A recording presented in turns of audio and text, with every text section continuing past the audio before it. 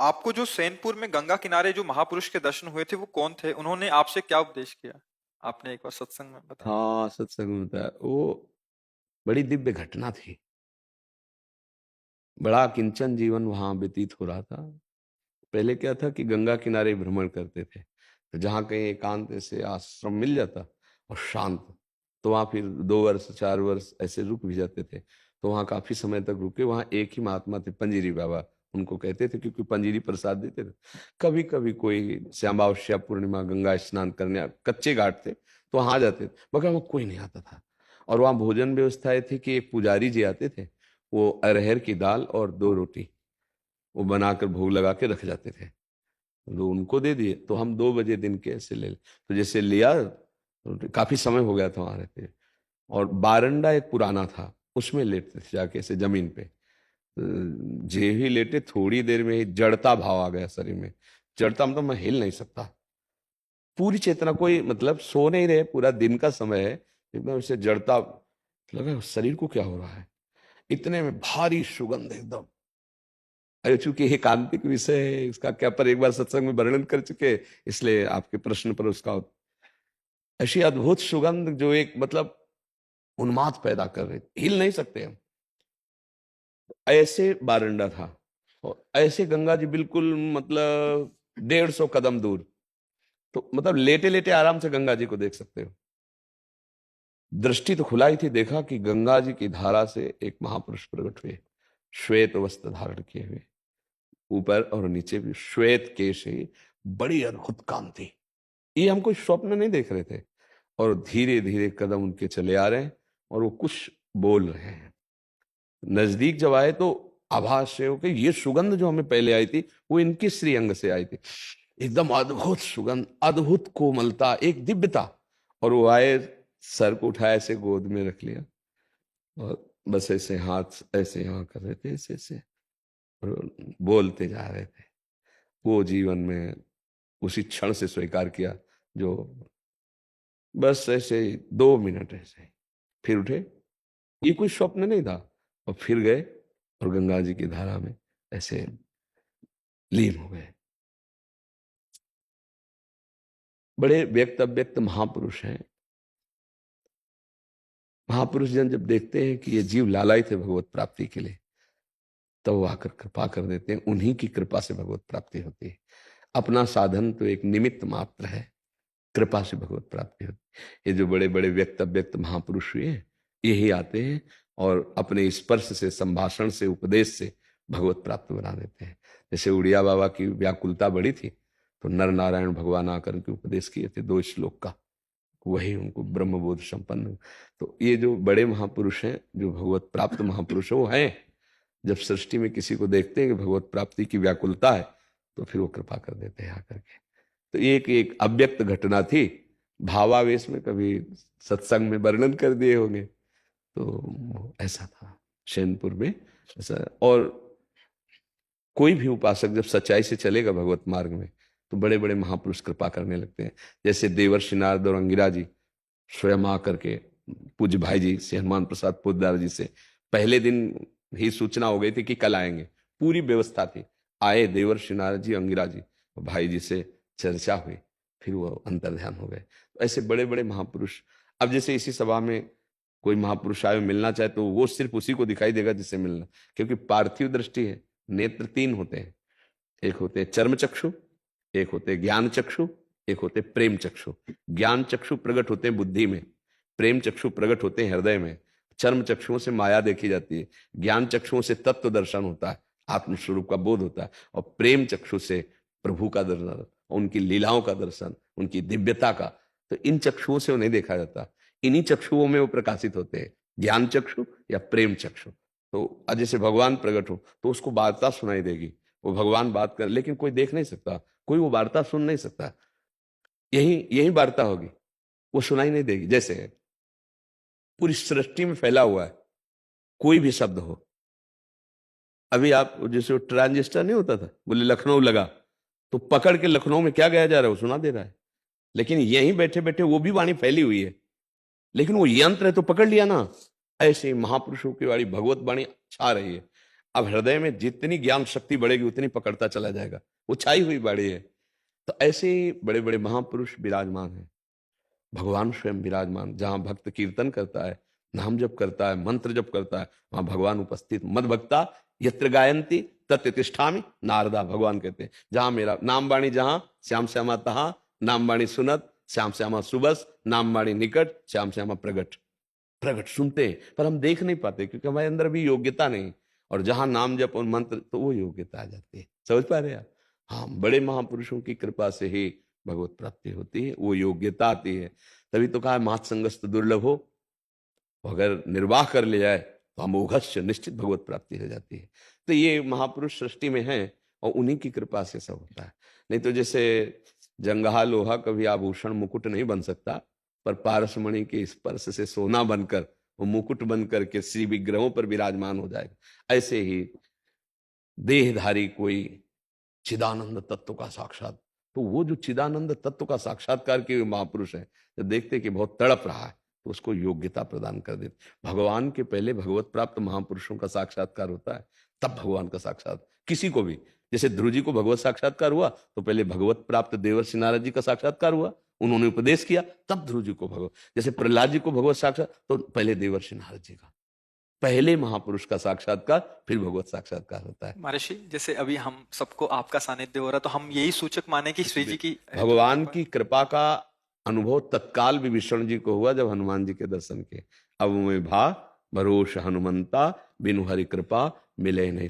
जिन पर श्री हरि की प्रियाजू की कृपा, वही यहाँ आकर बैठेंगे, अन्यथा यहाँ आकर नहीं बैठ सकते। और यहाँ जो आके बैठ गया, अगर श्रद्धा से बात स्वीकार कर ले, तो बिना प्रयास के जीवन का परिवर्तन हो जाएगा। बिना प्रयास के अधर्माचरण रुकने लगेंगे, बिना प्रयास के आपके बुरे आचरणों से आपका मन जलेगा और आपको बचना पड़ेगा। पक्का देख लेना। यहाँ ऐसा भी होता है कि यहाँ 6 महीने बाद पहुंचते हैं पर परिवर्तन पहले से, क्योंकि शब्द पहुंच गया कान में ना, तो श्रवण सुजस सुनी आयऊ हुआ ना, शब्द पहले गया और उसने वहां निर्मलता प्रदान करके आकर्षित किया, आप सामने आ गए। श्रवण सुजस सुनी आयऊ, कान से आप महिमा सुनी और आयऊ तब आ गया। ये भी भगवान की कृपा से होता है। जब संत समागम होता है तो भगवान की केवल विशुद्ध कृपा से होता है, उसमें अपना बल काम नहीं करता। नहीं तो पहुंच ही नहीं पाएगा वहां, जहां ठिकाने पे पहुंचना वहां नहीं पहुंच पाएगा। बहुत माया की बाजार है, भटका देगी माया। और अगर श्रद्धा पूर्वक संत समागम हो जाए तो भगवत प्राप्ति का हेतु ही हो जाता है। बड़े भाग पाइब सत्संगा, तो बिना ही प्रयास होई भवभंगा। इसका सीधा फल ये होता है, हाँ, भ्रमों का नाश हो जाना। जैसे जीव दुख से दुखी होकर के भटक रहा है कि सुख कैसे प्राप्त हो, तो आज तक किसी जंतुर में ऐसी ताकत नहीं है, या किसी ऐसे छुछा में ऐसी ताकत नहीं कि तुम्हारे दुख को मिटा सके। पक्का समझना। और नाम जप शुरू कर दो भगवान का, पर नाम जप का परिचय, नाम जप की श्रद्धा, नाम जप की भावना, नाम जप का उत्साह, ये संत से ही मिलेगा, भगवत प्रेमी संत से। जब भजन का भाव तुम्हारे अंदर उठने लगे, दुर्गुण दुराचार त्याग की भावना दृढ़ होने लगे, तो पूछने की जरूरत नहीं, वो संत है, चाहे पैंट शर्ट में हो, चाहे जिस वेशभूषा में हो, जिसके सानिध्य से दुर्गुण दुराचार हटने लगे, सद्गुण सदाचार आने लगे, भगवान प्रिय लगने लगे। बाहरी पहचान यही है संत की, सीधे संत की पहचान।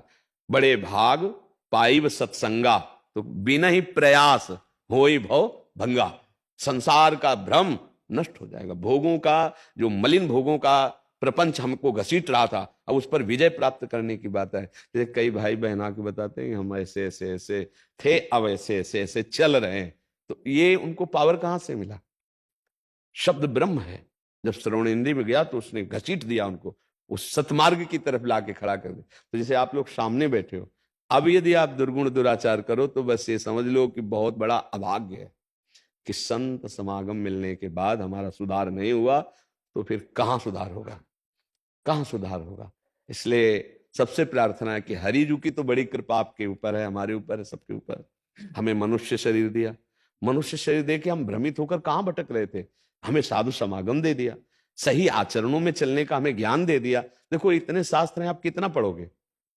तो भगवान ने जैसे अपने लोगों को बचपन से शास्त्रों का स्वाध्याय, संतों का समागम, साधना का अनुभव, तो सब एक साथ मिला के 5 मिनट में तुम्हें परोस दिया।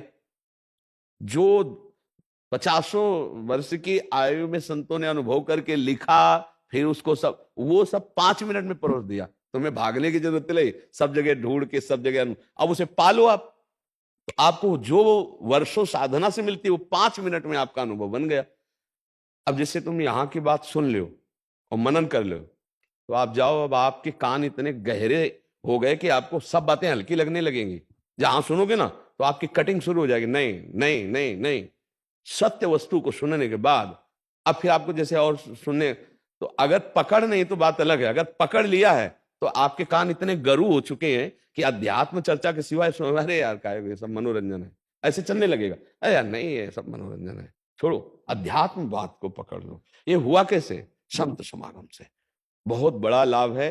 हम संत नहीं हैं, पर संतों की कृपा से, जो संतों के लक्षण है, जो संतों के भाव है, जिससे भगवत प्राप्ति होती है, उनका प्रसाद मिला है, उसी प्रसाद को आपको दे रहे हैं। जादू चमत्कार सबसे बड़ा ये हमारा मलिन मन, विषयी मन, थोड़ा भी विषय त्याग के अगर भगवान की तरफ चल पड़ा तो चमत्कार हो गया। सबसे बड़ा चमत्कार ये कि हमारे मन का परिवर्तन हो जाए।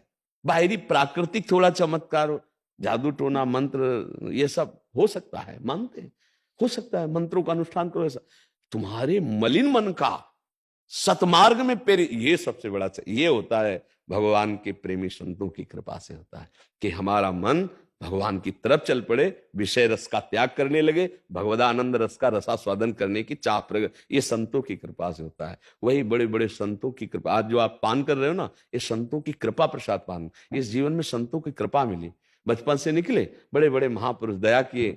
एक बार परमहंस जी थे, उन्होंने कहा बहुत मुझे प्रसन्नता हो रही, तुम इस छोटी अवस्था में वैराग्य मार्ग में, हाँ ये सावधानियां रखना और बहुत कृपा है तुम्हारे ऊपर। और वो जैसे प्रसन्न हो रहे हैं, तो उनका आशीष हमारा कवच बन रहा है, हमको सुरक्षित कर रहा है, हमको आगे बढ़ा रहा है। ये महापुरुषों की कृपा से अपने नहीं चल सकते थे, उनकी कृपा से चल रहे हैं। ऐसे ही आप भी मानो ट्रेन के डिब्बे में बैठ गए तो इंजन 25 डिब्बों को घसीट के वही पहुंचा देगा स्टेशन में। डिब्बे में ताकत नहीं, पर डिब्बे 50 सैकड़ों को भर करके वही पहुंचा देंगे जहां इंजन जा रहा है। तो आचार्य गुरु ये इंजन है, उनके आश्रित हो गए, हम सब वहीं पहुंच जाएंगे। हमारी साधना नहीं, हम दौड़ के नहीं पहुंच रहे, हम तो ट्रेन के डिब्बे में बैठे हैं, आगे इंजन खिंचता चला जा रहा है, हम पीछे बैठे चले जा रहे हैं, आनंद से हर स्टेशन का आनंद लेते हुए जा रहे हैं। बहुत विश्वास करो, यदि हम शरण में होकर नाम जप करते हुए, धर्माचरण करते हुए जीवन व्यतीत करें तो और कुछ करने की जरूरत नहीं, भगवत प्राप्ति इसी से हो जाएगी।